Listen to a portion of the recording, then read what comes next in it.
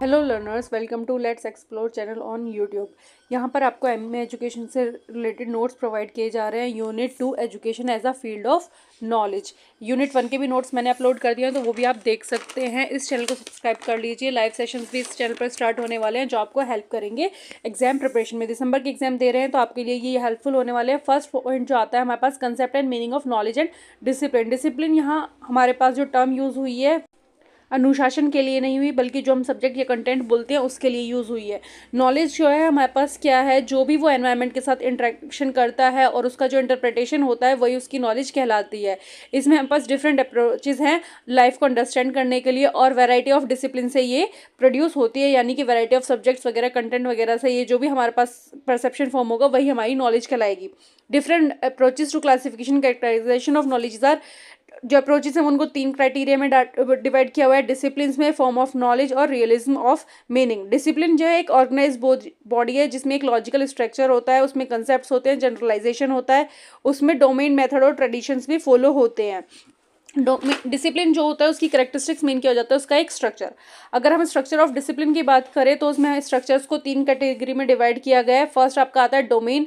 Domain is a field of phenomena, एक subject matter. जब भी हम किसी चीज़ की नॉलेज ले रहे हैं, तो उसका एक सब्जेक्ट मैटर होता है, उसका एक कंटेंट होता है, उसी को हम क्या बोल देते हैं, डोमेन बोल देते हैं।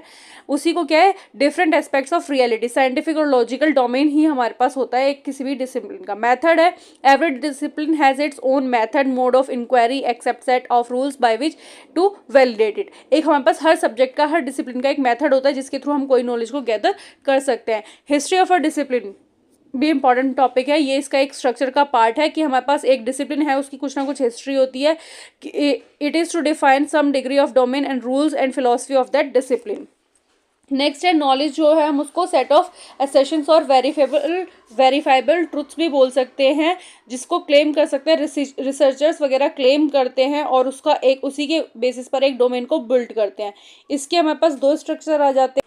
Based on these criteria, we have 2 types of structure, substantive structure and syntactical structure. जो substantive structure है उसमें क्या होता है, it is the interrelated collection of powerful ideas that guide researchers in a discipline. और syntactical में हमारे पास क्या होता है, it is concerned with the modes of thinking and reasoning used in discipline. Different kinds of knowledge statements generated may be validated. Okay, इसमें ये differentiate हमारे पास कर सकते हैं।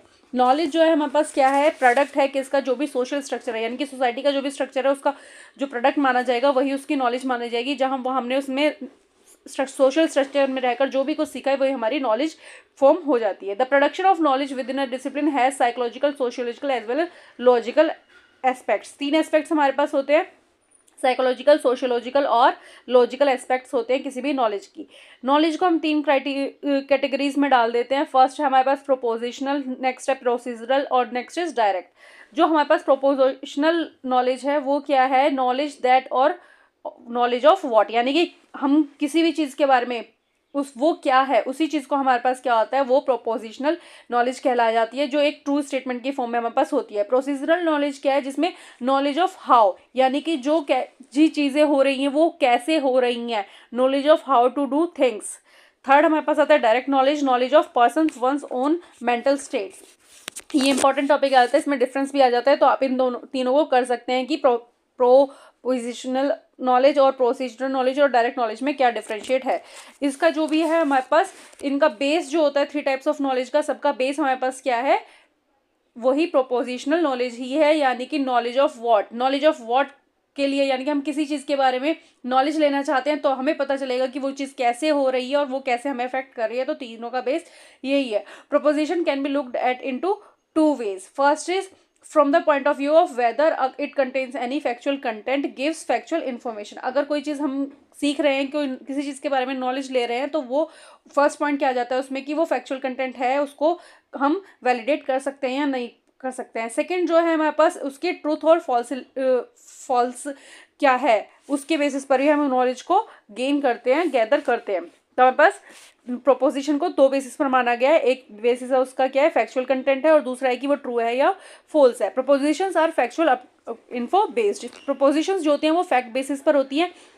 ये भी 2 टाइप का आ रहा है। सिंथेटिक, जो हमारे पास साइंटिफिक नॉलेज होती है वो सिंथेटिक में आ जाती है, और जो मैथमेटिक्स की नॉलेज होती है वो एनालिटिकल प्रोपोजिशंस पे आ जाती है, यानी कि उसमें हम चीज़ों को एनालाइज करके सीखते हैं, नई चीज़ों को गैदर करते हैं। Proposition whose truth can be decided only with respect to observation और वेरिफिकेशन ऑफ फैक्ट्स। जो हमारे पास सिंथेटिक में क्या है, जो हमारे पास ऑब्जर्वेशन होगा, लेकिन जो हमारे पास एनालिटिकल या प्रायर प्रोपोजिशंस हैं उसमें क्या होता है, उसको डिसाइड किस बेसिस पर करेंगे, वेरिफिकेशन करेंगे एक्सपीरियंस के बेसिस पर। वहाँ पर ऑब्जर्वेशन बेसिस पर काम चलेगा, यहाँ पर एक्सपीरियंस के बेसिस पर काम चलेगा।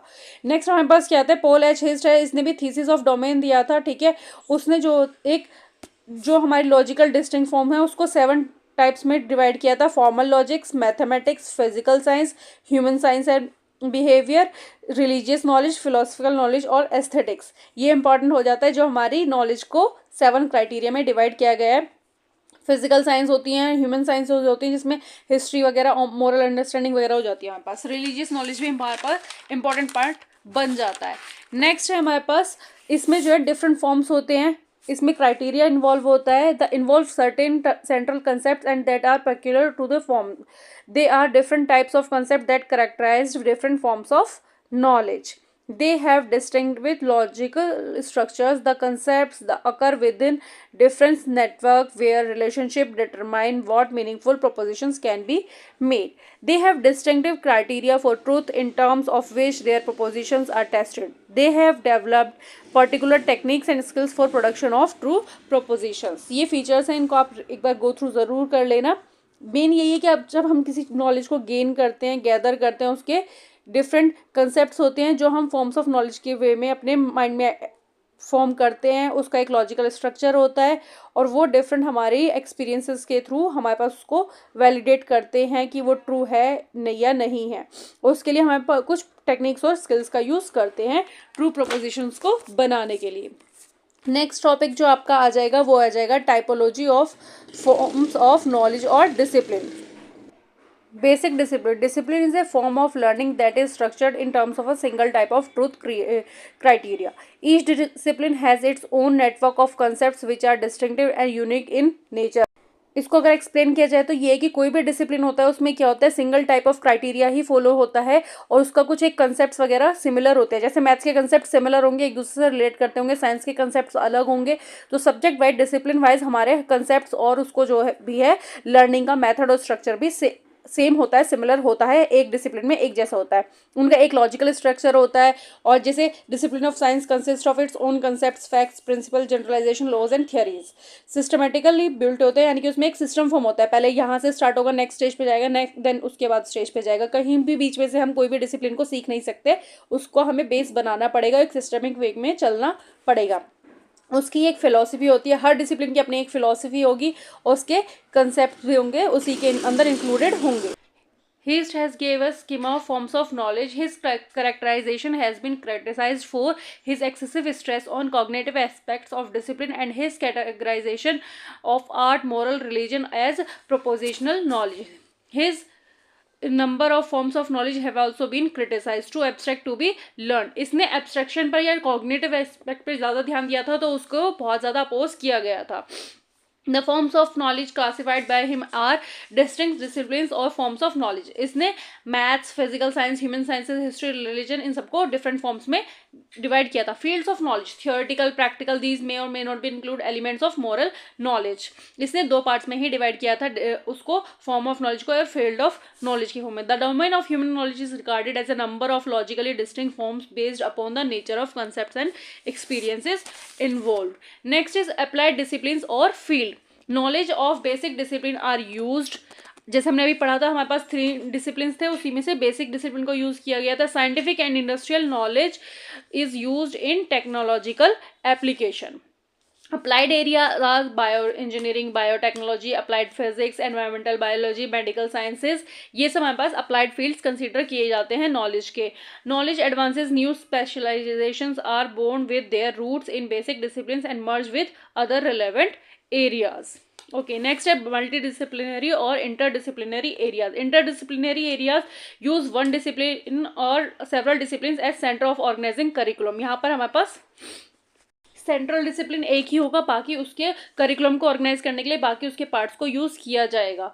जैसे social science utilise for economics, economics हमारे पास एक पार्ट है जिसमें हमारे पास सोशल साइंस का बेस बनाकर यूज़ किया जाता है। नेक्स्ट है मल्टी डिसिप्लिनरी स्ट्रक्चर, इसमें हमारे पास क्या होगा, यहाँ पर वेरियस डिसिप्लिन्स को यूज़ किया जाएगा और उसमें न्यू फील्ड ऑफ स्टडी बनेगा, जैसे new field of result from intermingling the abstract concepts and independent of separate disciplines. यहाँ पर इंडिपेंडेंट होंगे और यहाँ पर सेपरेट फॉर्म हो जाएगी। जैसे ईवीएस है, उसमें हमारे पास बायो, ज्योग्राफी, जियोलॉजी अलग अलग पार्ट्स में डिवाइड हो जाते हैं, लेकिन इकोनॉमिक्स एक हमारे पास सोशियोलॉजी का ही पार्ट बन जाता है। तो यहाँ पर इंटरडिसिप्लिन में एक डिसिप्लिन को सेंटर मानकर और मल्टी डिसिप्लिनरी में क्या हो जाएगा, उनको वेरियस डिसिप्लिन्स को एक साथ चूज करके तब करिकुलम को ऑर्गेनाइज किया जाएगा। तो इन दोनों में डिफरेंशिएट आपका एग्जाम में आ सकता है, इस टॉपिक को अच्छे से कवर कर लेना। नेक्स्ट आपका जो पॉइंट आने वाला है वो है status of education as discipline. Education को भी एज अ डिसिप्लिन यूज़ किया जाता है। एज अ सब्जेक्ट हमारे पास जो डिसिप्लिन टर्म है वो मेनली सब्जेक्ट को रिलेट कर रहे हैं यहाँ पर, ठीक है। तो it is necessary to have resources to one और more of the underlying discipline such as psychology, sociology, history and philosophy. Philosophy as a discipline analyse educational concept, theories and its clarify the concepts that are used in education। तो हमारे पास यही बोल रहा है कि जो भी एजुकेशन है उसको ऐसा अगर हम डिसिप्लिन लेंगे तो वो भी कहीं ना कहीं सारे सब्जेक्ट से हमारा थोड़ा बहुत रिलेट करता हुआ है। Education makes use of different philosophical approaches like naturalism, pragmatism, idealism and so on. While planning curriculum to understand learners' intelligence, psychology becomes useful. Practice of education is surely a discipline. Educational skill are product of training experience leading to a mastery of these rules. Education in an applied discipline, since it is a product of training and experience leading to educational skills. Education has its own field of concepts, process, ideas, traditions, methods, curricula and the agents involved which form the proper objects of a discipline। तो education को भी हम as a discipline consider करते हैं क्योंकि इसका भी एक अपना करिकुलम प्लानिंग में हेल्प करते हैं। डिफरेंट एस्पेक्ट्स होते हैं इसको, जैसे साइकोलॉजी का यूज़ किया जाता है अगर हम लर्नर की इंटेलिजेंस को असेस करना चाहते हैं, वो सब चीज़ें। Educational phenomena of its own concepts, theories and practices guarantees education as a unique discipline. Dual perspectives of education, इसमें फर्स्ट आपका आ जाता है conceptual and logical perspectives. Education as a concept has been compared to reform and Curing by R.S. Peters. Curing covers the family of process whose principle of unity is the contribution to a good health. Reforming people covers a family of process of making them morally better. Education suggests development of desirable qualities in people. Next topic is criteria of educational process. R.S. Peters proposed 3 criteria. First is education implies the transmission of what is worthwhile to those who are committed to it. Education must improve knowledge and understanding and some of the cognitive perspective which are not inert. Education rules out some procedures of transmission on the ground that they are lack willingness and volunteers to the some part of the learner. Second perspective of education is social perspective. Education as an instrument of social change. Individual grows in a community. Purpose of education is to create social links between individual on the basis of shared references. Social perspective का मतलब वही है कि हमारे पास एक human being एक social animal है जो एक कम्युनिटी में रहता है और जिसमें हमारे पास आउटपुट भी वो सोसाइटी को ही मिलता है, जो भी हमारी लर्निंग है, जो भी हमारी एजुकेशन है। एम ऑफ एजुकेशन भी हमारे पास क्या कंसीडर किया जाता है कि उसको एक सोशल बीइंग बनाना, ठीक है। Education serves as a vehicle of culture, values and creation of environment where socialisation takes place. Education का मेन पर्पस भी यहाँ पर वही है कि हमारे पास हम क्या करें, जो भी वैल्यूज हैं उनको इनकलकेट कर सके नेक्स्ट कमिंग जनरेशन में। Social aim of education are to give all peoples on an insight into their social inheritance, ideals, conditions, customs and institution of society. Main is understanding of society भी हमें कब आएगी, जब हमारे पास education होगी, जब हम एजुकेटेड होंगे तभी हम अपनी सोसाइटी को समझ पाएंगे, कम्युनिटी को समझ पाएंगे और उसका एक पार्ट बनकर उसके लिए कुछ प्रोडक्टिव कर पाएंगे। Helps the individual by arousing knowledge of an interest in and a sympathy toward all branches of society. They give practice to social communication and social service. They develop social efficiency and adept to individual to his society. Purpose of education is formation of common habits for social integration and social efficiency through social harmony. Education का भी aim last कहीं ना कहीं जाकर हमारे पास society के towards ही role play करना है। Education helps to acquire the universally accepted habits and aptitudes for his social group. So educational institutes are used to change society by changing the individual who make up the society.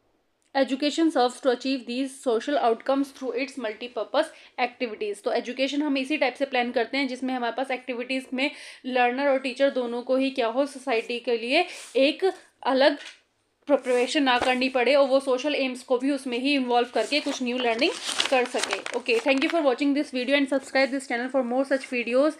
Channel को subscribe करने का आपको एक benefit ये होगा, जैसे ही live session start होंगे तो आप उनको अटेंड कर सकते हैं, ज्वाइन कर सकते हैं, और इसमें इग्नू से related time to time notification से रिलेटेड भी इन्फॉर्मेशन आती रहती है। तो चैनल को सब्सक्राइब करना ना भूलें और अपने फ्रेंड्स के साथ शेयर करें। एग्जाम प्रिपरेशन में हेल्प मिलेगी। अगर आप कोई पर्टिकुलर टॉपिक चाहते हैं जिस पर मैं नोट्स बनाऊं, कुछ भी बनाऊं, तो आप भी वो कमेंट बॉक्स में लिख सकते हैं।